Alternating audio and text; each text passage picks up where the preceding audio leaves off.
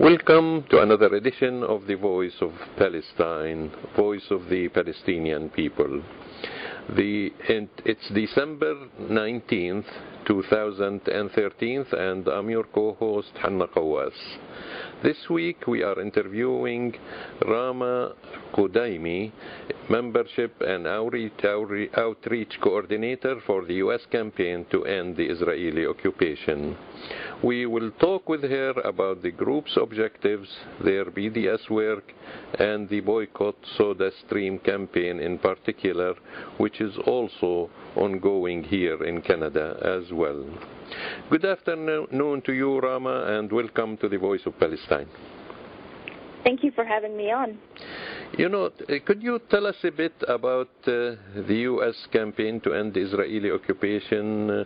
When did it start? And I believe it has 400 groups in it.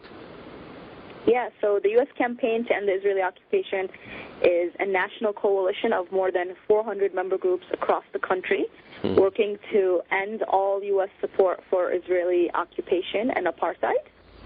We've now been around since 2001, so we'll be starting almost 13 years in 2014, and it's been the work that we've been doing has been growing more and more as more people in the United States and across the world realize that they have a responsibility to challenge their government's support for Israel's oppression of Palestinians. So it's been a wonderful, I think, past 12 years seeing the growth of such a movement, global movement for Palestinian rights, and how much efforts like boycott, divestment, and sanctions, BDS, are growing from country to country.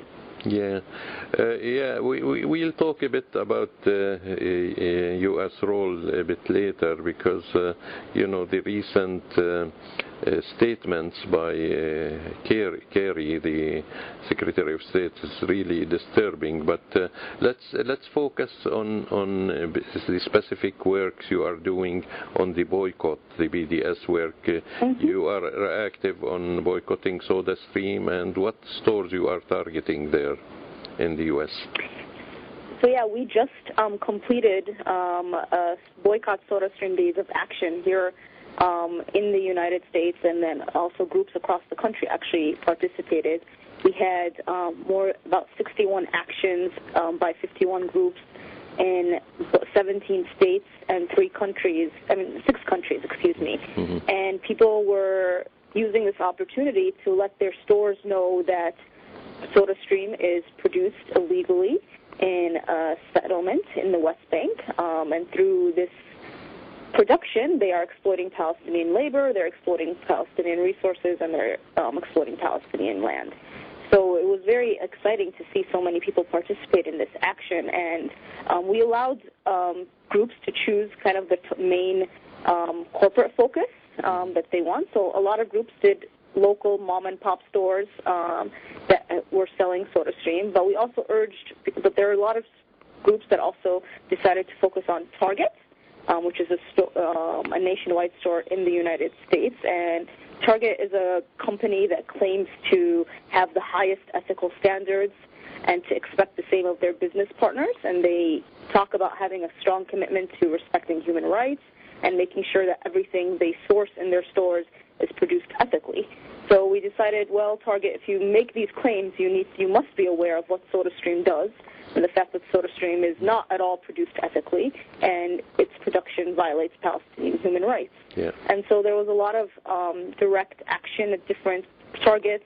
People did flash mobs in their local Target stores. People handed out flyers to customers. One of the most exciting actions that took place was on December 3rd. A group of activists in Minnesota, where Target headquarters is located, delivered a petition with more than 8,000 signatures asking Target to stop selling Sodastream. No, that's great. Actually, they started here in Canada just recently, the last month or so, the opening, they haven't been in Canada before, they're opening new stores here.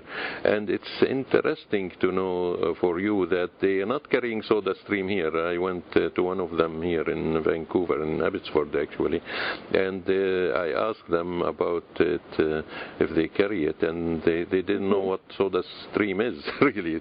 So that's a good sign. They're not going to it is a good sign. Yeah. And Sodastream is definitely making a push in the U.S. Yeah. Like earlier this year in February, they bought an ad in the Super Bowl, which is, the most popular time for companies to advertise their products is during the Super Bowl, and they're planning to do so again this upcoming February. So they're definitely making a push, and we're always trying to figure out ways to kind of push back on their marketing. Yeah, although there is many other stores that carry it here in Canada, like London Drugs, which is the target of the campaign here locally.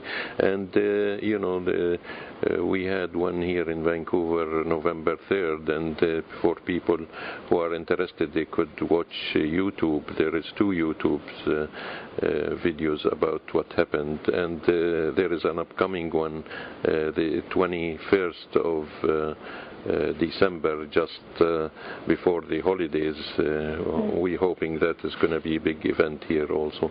So, is there other campaigns that you are participating in as part of the BDS movement? Yeah, there's a lot of different work that we, the U.S. campaign, do and our member groups do. So one exciting recent development was a campaign against Veolia. Veolia is a French multinational corporation that has many ties to the Israeli occupation, including servicing illegal Israeli settlements by operating a landfill and wastewater treatment there. Veolia used to also run buses in the West Bank settlements, but recently, just in September, they actually sold off all the bus lines operating throughout Palestine, Israel, which is a huge and historic BDS win. Here in the United States, there has been many local efforts in cities to make sure that their city councils do not sign agreements with Veolia to run things like their water systems, their bus lines.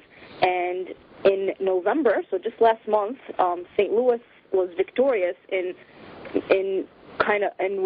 forcing Veolia to withdraw from consideration a water contract that activists had been fighting for almost a year, due to the fact that Veolia has all these horrendous human rights records in Palestine, Israel, as well as Veolia having horrendous human rights records in other parts of the world. Veolia, for example, claims to be, has a horrible environmental record. So the activists in St. Louis partnered up with other groups who are working on other social justice issues to make sure that it wasn't just Palestine that was, the issue for the city council. Because, although the discourse is changing more and more in the United States, there's still some sort of hesitancy when it comes to anything related to Palestine, but making those links with other movements in order to say, hey, Veolia is bad for our city for all these different reasons, and we need to make sure that this contract does not go through. And they were victorious, and that was another amazing win to take place. We've also seen amazing accomplishments on the side of cultural and academic boycott. So we're now a year after when Stevie Wonder withdrew his performance at the Friends of the Israeli Defense Forces fundraiser in Los Angeles, which was a big win. We've heard of, Stephen Hawking made a lot of news stories, mainstream media news stories about his refusal to go attend a conference in Israel that was put on by the government. We did a whole campaign to try to convince Alicia Keys to not perform in Tel Aviv in July, and even though she ended up going and performing, the fact that this effort caught so much attention in the mainstream media shows that BDS is becoming more and more mainstream, and people are not surprised that activists are taking these efforts, because unfortunately governments again are not doing their job and letting Israel and holding Israel accountable for its human rights abuses. And just this week, another watershed moment in the academic boycott circles, the American Studies Association, which has about 5,000 member groups, voted 2-1 to heed the Palestinian call for an academic boycott of Israel. Yeah. So more and more we're seeing the shift in consciousness, in public consciousness of people actually result in real change that's beyond just some sort of symbolic, but is hopefully going to lead up to a point when Israel actually feels the results of all these BDS campaigns. Also, I think it's a major victory by consensus. The Native and Indigenous Studies Association voted. I mean, as I said. They unanimously voted basically to support the BDS. Do you have any details about that? I do not. I just saw that they had put it up there. But again, it shows you how, the opposition, our opposition always says things like, oh, none of these BDS victories mean much. Yeah. And yet they won, as you can see, one association puts out as, takes action and decides to adopt academic boycott, and right away another association follows. Yeah. So obviously this is beyond just some sort of symbolic win, because people look at that and say, no, we're going to follow suit. Yeah. And hopefully, again, that will lead to a point when all these BDS victories snowball into actually changing Israeli behavior and ending apartheid and occupation and colonization. Because I think it's significant, the same that large numbers of activists in South Africa are joining the BDS, which shows that we getting legitimacy even from the anti-apartheid activists in South Africa. Again, with the native parallel is striking because they face the same settler colonialist movement that uprooted them from their native land and put them in concentration camps, basically what they call reservation camps. I think all that is really good what you're saying, but for Mahmoud Abbas to declare in South Africa, where we have a tremendous support for the BDS movement, to declare that he's against boycotting Israel and basically the spirit of the BDS movement, how people, activists in your group are reacting. And someone wrote me and said, why are we not hearing any response from the BDS movement, whether in Palestine or other organization outside, taking a position against this basically collaborator? Hello? Yeah, I mean, it's very unfortunate that Abbas made that statement, and as has been made clear and clear again, unfortunately, the Palestinian Authority has been either unable or unwilling to put the necessary pressure needed in order to make sure that Israel actually abides by things, by agreements, by international law, by human rights standards. And I think it's very, for example, for the U.S. campaign at least, we look at ourselves and see ourselves taking leadership from Palestinians. And so the reason, for example, that we do boycott, divestment, sanction works is because Palestinian civil society, put out a statement asking that's the sort of support that they want in order to put pressure on Israel to end all these horrific policies against Palestinian people. And it's very, I think, one thing that activists perhaps that are not necessarily Palestinian are tread carefully about is making sure that we don't overstep our bounds and understand that Palestinians are the ones who have to kind of sort things out amongst the various political factions, various civil society actors, and then lead the way for the rest of us to know more and more how we can contribute to the Palestinian struggle for freedom, justice, and equality. No, I respect that, but I think what he did is unforgettable because, if the so-called leader of the Palestinian struggle, the PLO, is saying, we don't want to boycott Israel, it sends a chilling message message for our supporters all over the world, and I think it's time for him to either leave or disappear or be forced out. And again, this is for the Palestinian people to decide and to take action, like you said. It is unfortunate, and to just add, the opposition is jumping on that statement. So, for example, a lot of the opposition groups who have come out against the American Studies Association decision are saying, hey, the Palestinian Authority president himself is saying no to boycott. How dare you call for boycott? No, I know that. I mean, it's really an uphill battle if the so-called representative, although he lost his legitimacy, he's running on his third, or fourth, presidency period, although he was elected for one, So again, he doesn't represent even the people inside, let alone the people all over the world, the Palestinians in diaspora. Again, there's, like you said, but I wanted to mention that because this is really hindering the work, because we have the Canada-Palestine Association here, and we part of the VDS campaign, and it's really hurting us to hear such nonsense from any Palestinian leader, let alone the PLO chairperson or chairman, as he calls himself. I'd like also to, we talked a bit at the beginning about John Kerry's, position. I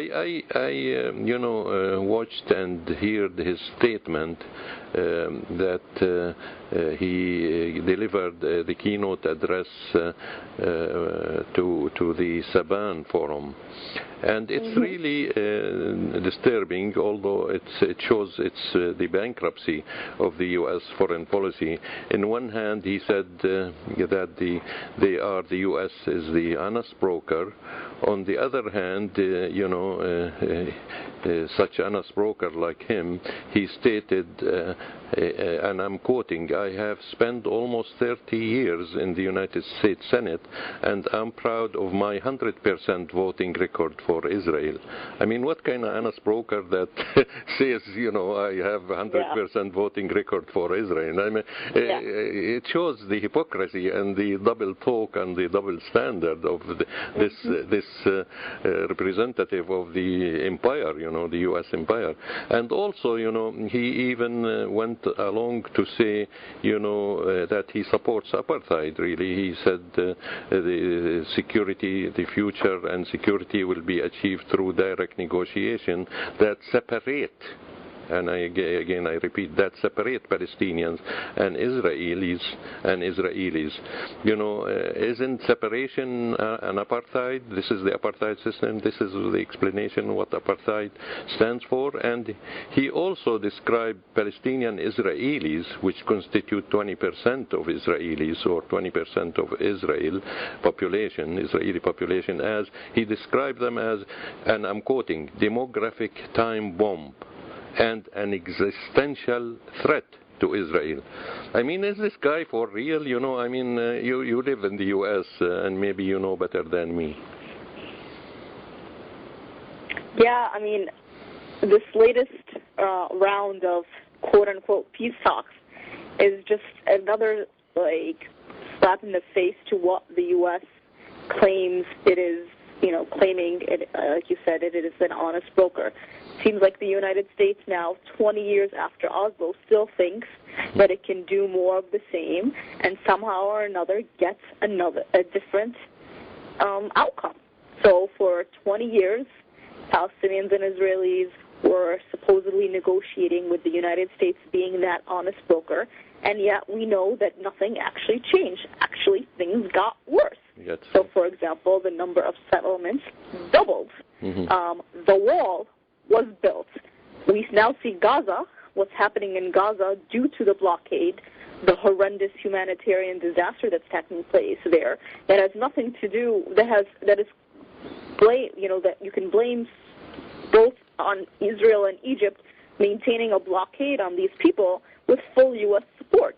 So for Kerry and his team and the Obama administration to once again think, okay, what we need to do is engage in negotiations between these two parties without any sense of having to put pressure on Israel to concede on its continued occupation, on its continued apartheid policies, on its continuing growth of settlements, on the continued confiscation of Palestinian lands, etc., is the definition of insanity. You do more of the same and expect different results. And unfortunately, it doesn't. There are all these victories in the BDS movement, but we're not seeing yet a translation into a policy shift. And I think more and more as the situation becomes untenable, more and more, for example, people are talking about in policy circles that the two-state solution is pretty much dead, even though for a lot of Palestinians they'll tell you it was dead long ago. But there is a realization that time is running out, which I think why this last desperate attempt to try to get an agreement. But everyone knows there's not going to be agreement because you cannot get an agreement when there's such a power imbalance. Or you might get an agreement, but it's not going to be anything near just. And without any just agreement, that's not going to bring about peace. Yeah, and it's clear really that the U.S. role in supporting Israel and conditional support is at all levels, whether it's militarily or financially or diplomatically. I mean, even Obama couldn't stick to his word that the settlements should stop. I mean, and also, taking in consideration that these settlements are not built on historic Palestine pre-67 borders, but they are built on the supposedly 20% that's supposedly allotted in the Oslo process to the Palestinian state. Because, I don't know if you recall, when they started the Oslo process, they said, land for peace. And the land they were talking about is the 20%. So if Israel takes 85% of this 20%, I mean, what's left for Palestinians except Bantustans? Yes, nothing is left. And I think, again, I think more and more people are realizing that as much as Israel claims, it wants two states, as much as Israel claims it wants peace, as much as Israel says, well, we're doing our best to negotiate and make sure that we ease things for Palestinians, whether economically or maybe giving them a little bit more control over things, And guess what? You continue to gobble up the land to build settlements. You continue to build this wall, which separates Palestinians, like you said, into Bantustans. People aren't buying it anymore. And, the hope is that continued change in the discourse and consciousness will one day lead to a point where officials in the U.S. cannot just ignore what people are demanding, and will have to actually answer to that and change these U.S. policies, like over $3 billion in military aid every year that help Israel sustain its apartheid system. Yeah. And eventually the U.S. is complicit in this apartheid system and in the war crimes accordingly, because, what Israel is doing to the West Bank is against the Fourth Geneva Convention, and it's clearly a war crime what they're doing, whether transferring their population, whether sending Palestinian prisoners into Israel, and all this is forbidden by the Fourth Geneva Convention, among other things, So, I think the U.S. carries a major responsibility. The same here in Canada. I mean, the Canadian government is not shying away, even they don't claim to be honest brokers, the Stephen Harper, which is really, they used to be calling themselves honest brokers and peacekeepers, etc., but not anymore. They're not hiding the facade anymore, which is better for us, really, because they're acting the way they should, as supporters of Israeli ethnic cleansing and Israeli apartheid. So, I just want to also talk about the work of the campaign, U.S. campaign to end Israeli occupation. Could you tell us how people can help your campaign and what can they do to support your efforts? Yeah, for sure. If you visit our website, www.endtheoccupation.org, you will see many different actions that you can partake in, whether it's, like we said, this specific action, Boycott Sodastream action that's targeting the store target.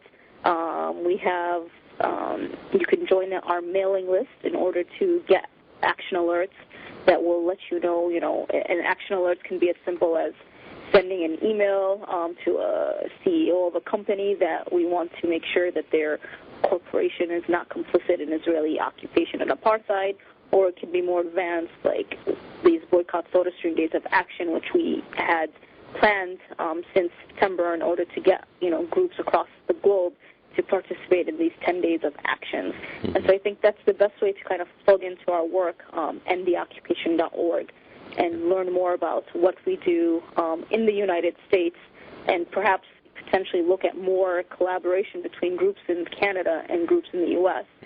Around boycott and divestment efforts. Yeah, I think because their policy is united. I mean, they when it comes to counter the BDS, and they really developed a system where they dump their products at a cheap price just for anybody to carry them, supermarkets and department stores, etc. They dump it literally. They dump their products, so these stores will be incited to carry their products, and we should be aware of that and develop certain strategy to counter that, because that's their way of countering the BDS movement. I'd like to move a bit about the ADL, the Anti-Defamation League. They issued a statement from New York on October 21st, and they listed the top 10 anti-Israeli groups. And they call them, they are significant players in the domestic anti-Israel movement today. And Abraham Foxman, ADL National Director, said that, quote, "The American public that Israel is an international villain that deserves to be ostracized and isolated." And they call them, these groups are fixated with delegitimizing Israel. So, it's just looking at the top 10 anti-Israel groups according to the ADL. There are two Jewish organizations that attracted my attention. The Neturei Karta, which is an Orthodox sect that has presence also in Jerusalem, and also Jewish Voices for Peace. So 2 out of 10 are Jewish organizations, and your name is on it too, the U.S. campaign to end Israeli occupation. Can you respond to this really slander and trying to counter the work that the pro-human rights activists, pro-Palestinian human rights activists are doing in the U.S., including Jewish organizations, as I said? Yeah, I think these kinds of lists show you how ridiculous sometimes the opposition groups who want to maintain the status quo are vehemently, many times, anti-Palestinian rights, just to kind of the low levels we'll stoop to in order to counter the work that so many groups are doing to ensure that there's justice, equality, and freedom for all in Palestine, Israel. So for the ADL to claim that you groups are anti-Israel because they work on Palestinian rights just makes you think, well, what is it about Israel that's so anti-Palestinian rights that you just doing this work would be considered, would make, groups think that you are anti-Israel. Accusing us of delegitimizing Israel as well, and being fixated with that. The only thing that delegitimizes Israel is the Israeli actions. It's apartheid that delegitimizes Israel. It's occupation, it's colonization, it's checkpoints, it's the blockade on Gaza, it's the second-class citizenship of Palestinians within Israel. It's these realities of what Israel does to Palestinians that serve to legitimize Israel. I might add the thousands, if not hundreds, if not thousands of resolutions at the UN that Israel never implemented. Exactly. That's a major source of delegitimization for them, because they are delegitimizing themselves by going against world public opinion and world body. And the only one that protecting them is the American veto at the UN Security Council.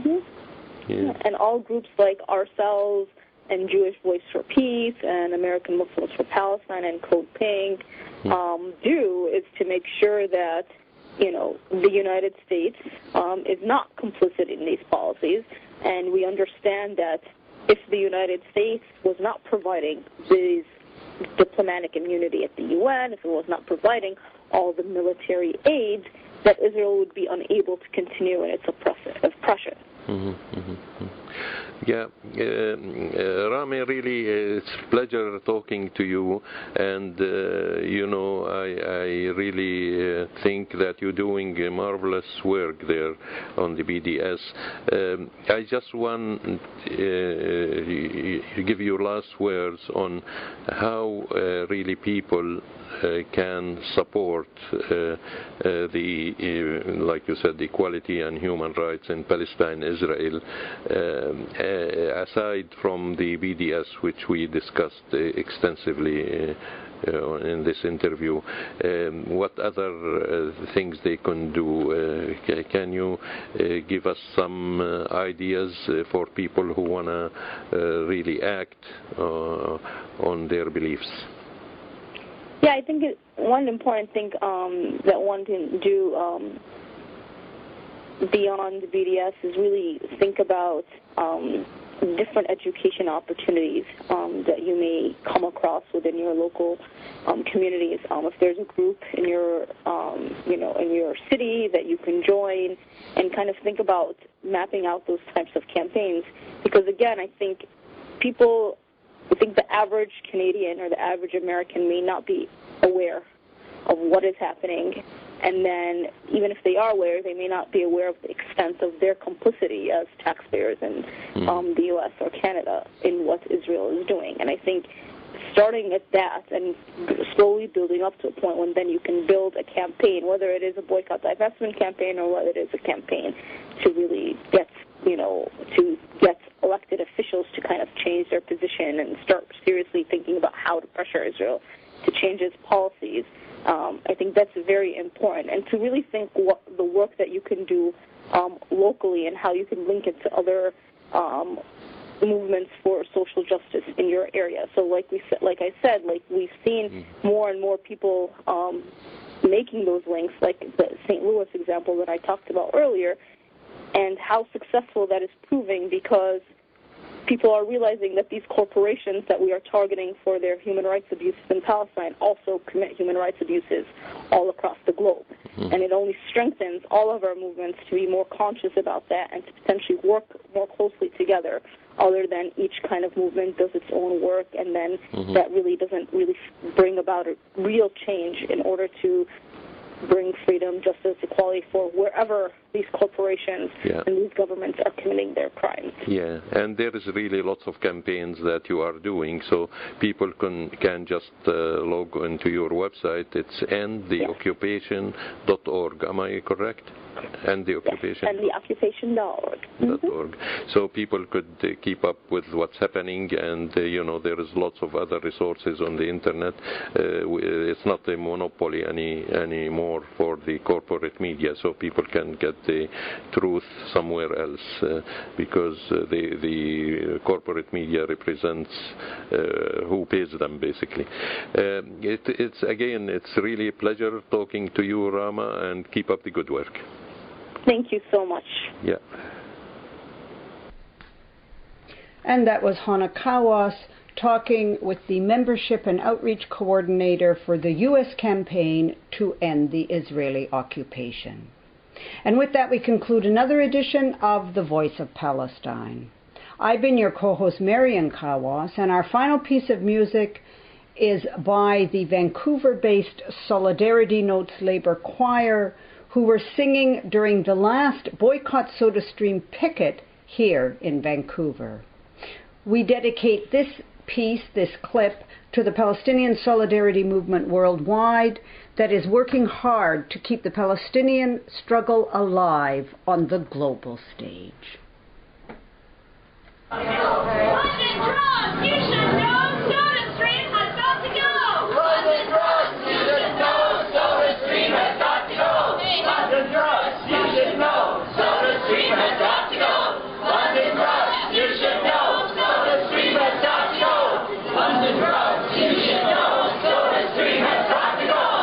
We shall not be moved.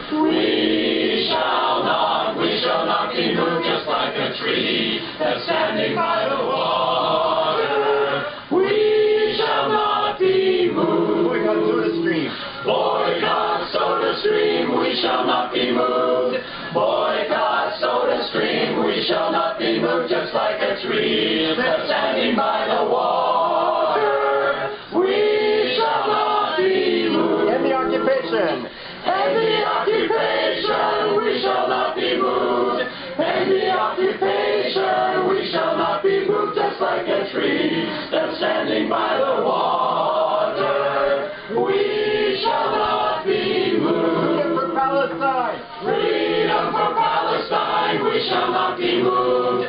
Freedom for Palestine. We shall not be moved, just like a tree that's standing by the water. We shall not be moved. We shall not be moved. We shall not be moved. We shall not be moved, just like a tree that's standing by the